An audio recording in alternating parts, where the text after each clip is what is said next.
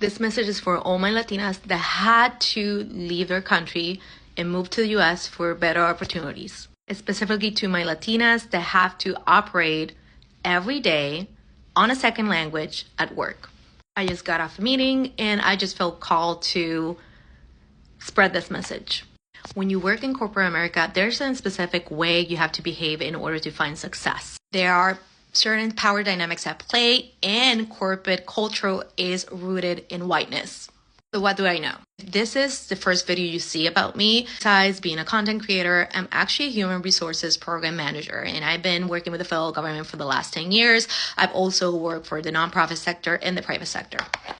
And I've done everything around the clock in HR, but one of my biggest areas have been diversity and inclusion, employee engagement, and policy.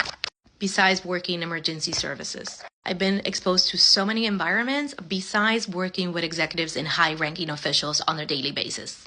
So going back to the topic at hand, because corporate culture is rooted in whiteness, it will reward people who represent those values. Therefore, defaulting into the belief that Western English speakers are the most competent at all inside a work environment.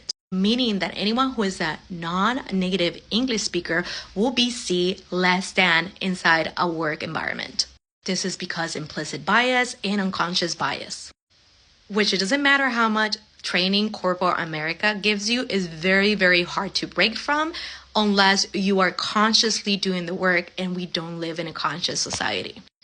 Which translates into you need to be a model minority to find success in corporate America, and you have to really work 2 or 3 times harder than the normal person here in order to be recognized, in order to be promoted, or even get to leadership ranks, which that's another story for another day. And knowing that little bit of context, I want you to reflect and understand that you should be proud of yourself, specifically for operating in a second language that you maybe had to learn when you moved here.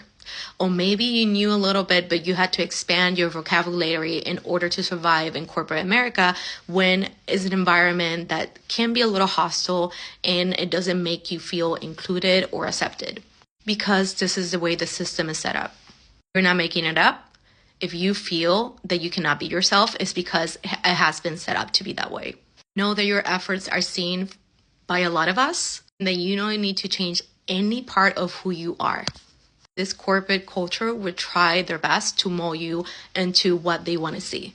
And although I always say diplomacy and learning power dynamics will be so amazingly worth it for you in order to thrive here, it doesn't mean that you need to change the core of who you are.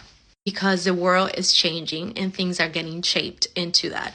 And we need more representation of us Latinas inside these environments, especially at the higher levels. And I know it's very hard to even get there. I will say that I see at the high ranks like judges or SCSs in the federal government, I will say that 70% of them are white, majority are male, very few females, very few Latinas, in general, very few Black and brown folks.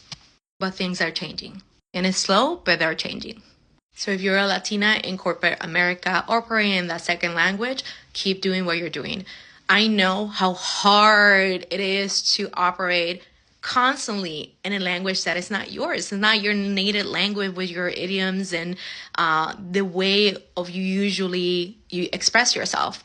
But we need people to come into these environments so we can keep moving forward and changing things. And just know that I'm proud of you.